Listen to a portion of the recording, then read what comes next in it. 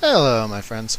It's been a very long time since I've done a legitimate Rekstarcraft cast, but I really wanted to get back to it. And I had, after, ironically enough, after I decided that I was actually going to be done with StarCraft for quite a while, I got a lot of messages from people in email and on YouTube and some on Facebook, but asking me to continue casting. So I figured, at the very least, I could do that to let you guys know I'm still alive. And I can already tell my audio is going to be too loud, so let me turn that down to...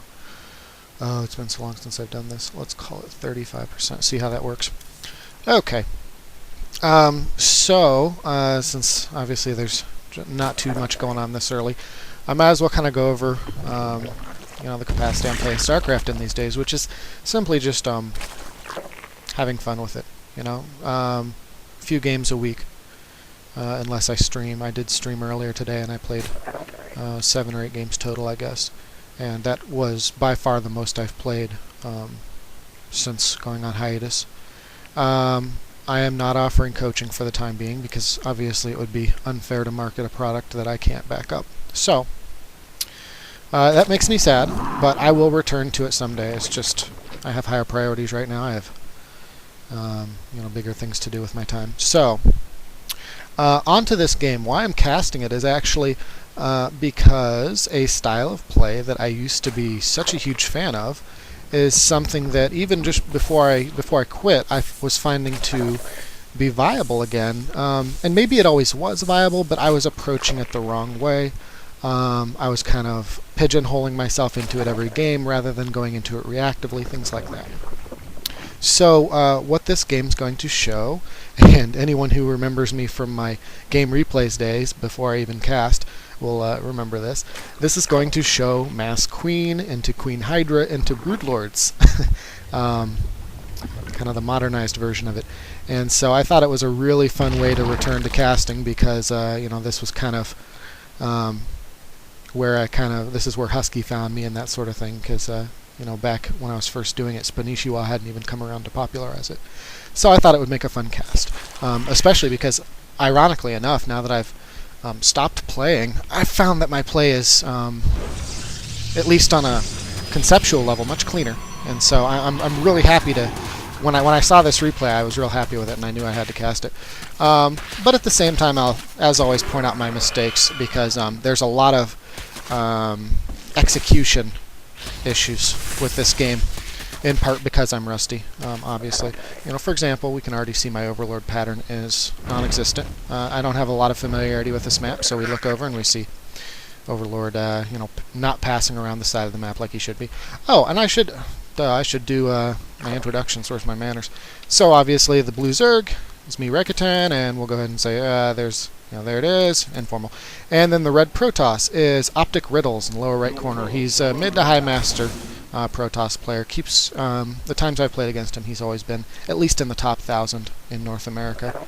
I believe at the time of this one he was 600 or 700, top 600 or 700. So I'm taking a quick third, and actually I should mention, I was kind of busy rambling, this game actually had something kind of funny occur, which was that I lagged real hard when the game started, and I actually did not get my drone smiting until about 7 seconds into the game. And so for the early game, that's kind of one of those things that can make or break the game. Like versus an 11-11 proxy 2-Rex, that can easily end the game. So I actually decided, even though I saw Zealot and Stalker, once I saw that low ground pylon, I decided to go ahead and just flip a coin and just assume he was not 4-gating, especially with where I didn't have an Overlord in position. So that is why I took a quick third, is because I knew I had to do something to recover for my 6 or 7 second deficiency in my timings. And honestly, if he was going to 4-gate, I had a feeling I was probably in trouble anyways, just because the timings are so tight, and I went for a gasless opening. Okay, so this was off of an 11 overpool gasless, pretty standard for me versus Protoss these days when I do play, and that's simply because Forge FE is so popular lately. And 11 overpool will do an excellent job of forcing oftentimes 2 cannons rather than just 1, particularly on a map like this where there is some mobility at the natural.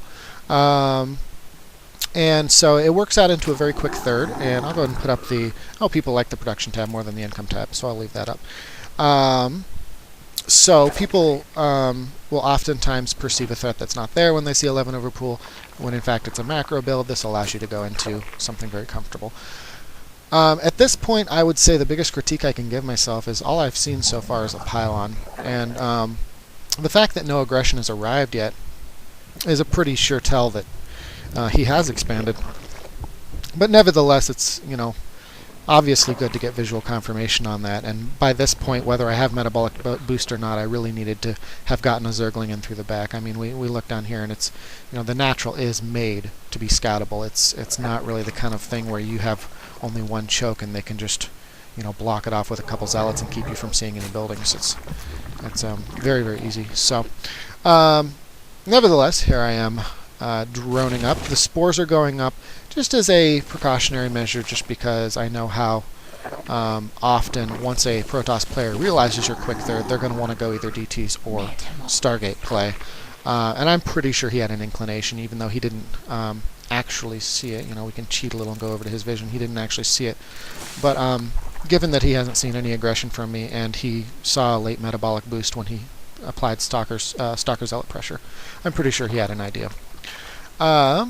So now we see on the production tab, kind of cheat a little. I always like to be on my vision, or at least the player whose replay I'm casting's vision, so we can get a more realistic impression. But we see that he is prepping Void Ray, so my read was correct.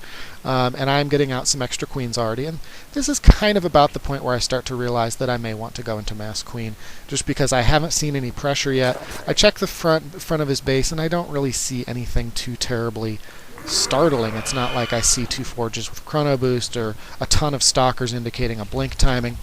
I just see a couple gateways, and then I see another gateway on the side, and that's not a lot to go on. But by that point, the amount of, or I should say, the lack of pressure is indicative something tech based is coming. So I see the Void Ray coming in at the Xel'Naga, and Queen's already in position. Generally, with this initial Stargate pressure, if you can just make sure that the first attack deals 0 damage, you're going to find that the following attacks will do 0 damage as well, as long as you have 1 or 2 spores per base. I would say 2 per base if it's double Stargate, 1 per base if it's single Stargate. This was very clearly single Stargate. I mean, unless he was playing real sneaky. But I would have seen a Void Ray and 2 Phoenix, or 2 Void Rays and 3 Phoenix if it's slightly delayed, if this was double Stargate. So seeing 1 Void Ray fly across the map all by its lonesome is very indicative that that 1 Void Ray spawned, and then nothing else did, unless he added the second Stargate significantly later. So at this point, that's why I canceled 1 of my spores. I felt very comfortable with just 1 spore per mineral line. This spore could be repositioned. This is a Dark Templar defensive position, so that it provides vision for this Spine Crawler. By the time I realize he's Stargate, this spore needs to be up in the mineral line to protect against Phoenix play. As can this, although really... no, I'd say this one's fine, because generally you're not going to see them fly all the way around the top of the screen just to harass. So at this point I see the pylon, and I was already getting a little suspicious because the Void Ray did charge up on the rocks a bit, did kind of work them down. So I was already suspecting some sort of Stargate plus Gateway units play.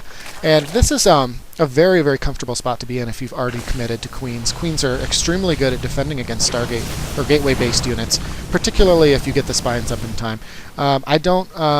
at this point, I do have a Hydra Den, actually.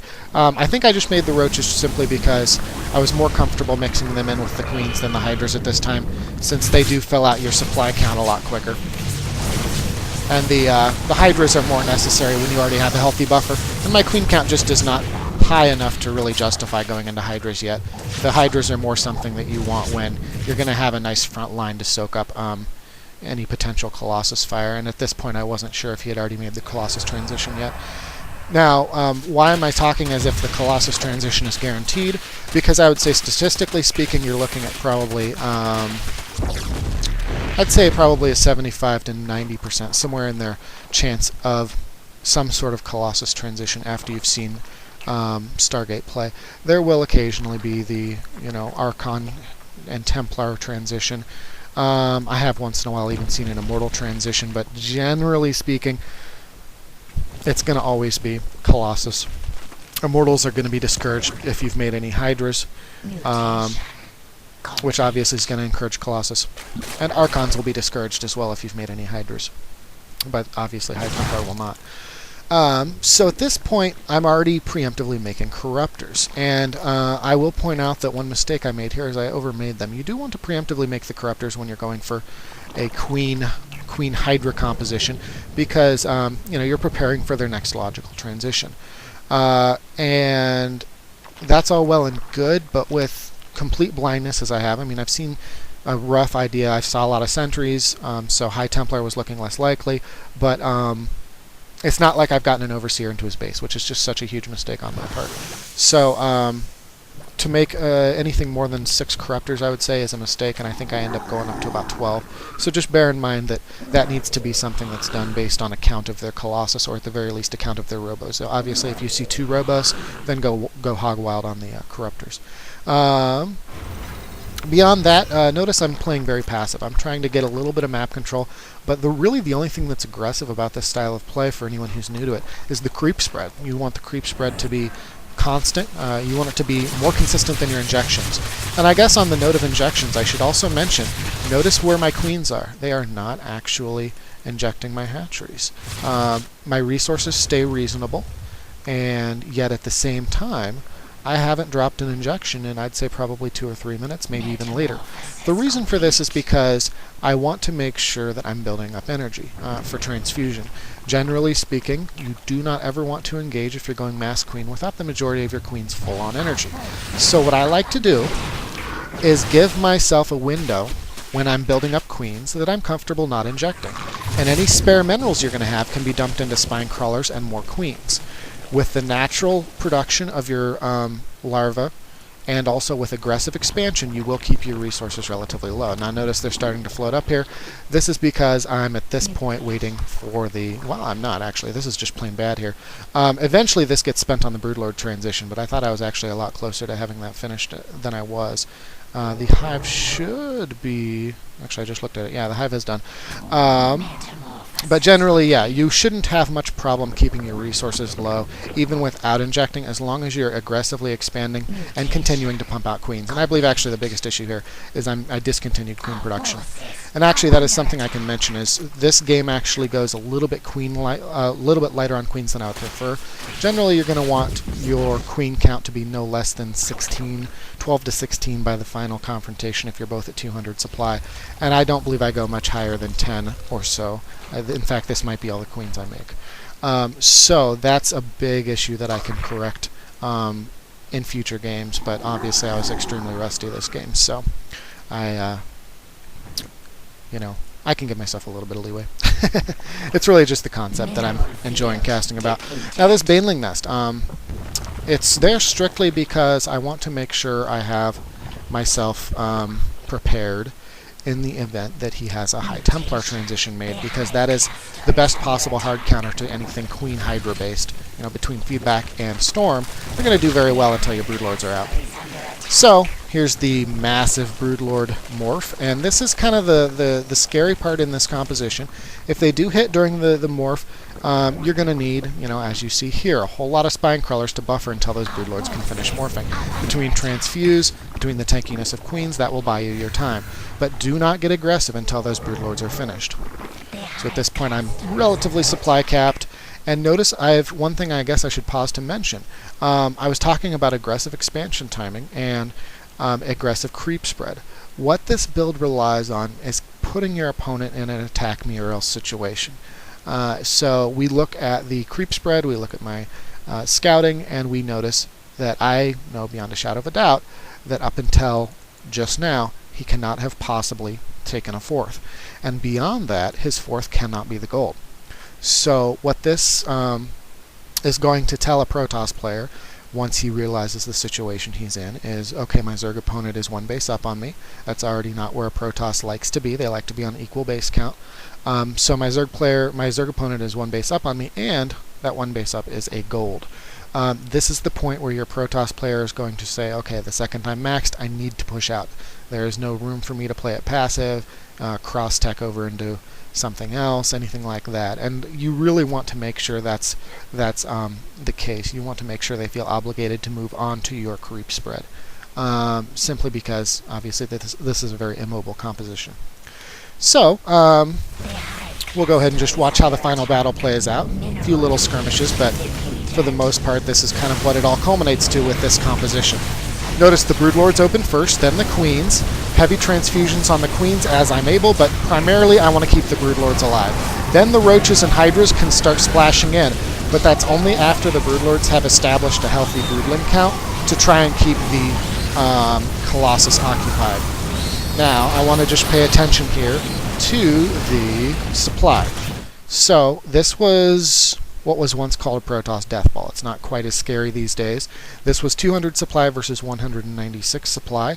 And notice where we're at. I actually do not, we look at the production. Other than some Queens, I have not produced anything since this engagement started. So this is kind of what I'm trying to illustrate here, is we do have a situation with this kind of composition where the Zerg army is actually more cost effective than your typical Protoss Death Ball.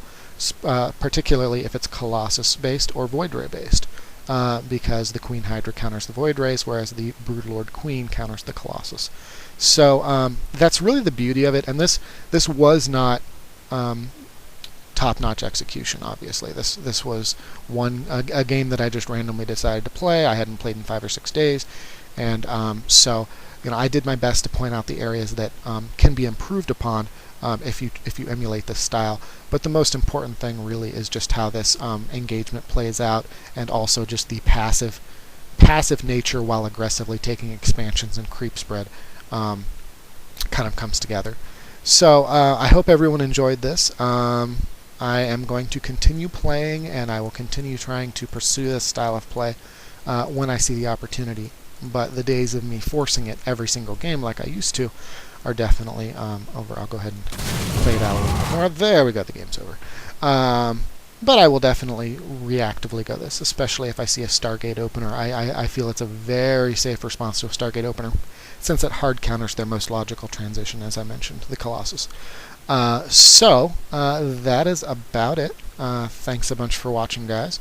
And if you have any questions on this build, or if you have any requests for future builds that you would like me to cast, let me know in the comments. I plan on getting much more active with my casting, since I'm no longer really streaming as much, and I'm not playing as frequently and competitively, since it's a little less time consuming, but it'll still let you guys know I'm still alive. So, alright, thanks a bunch for watching.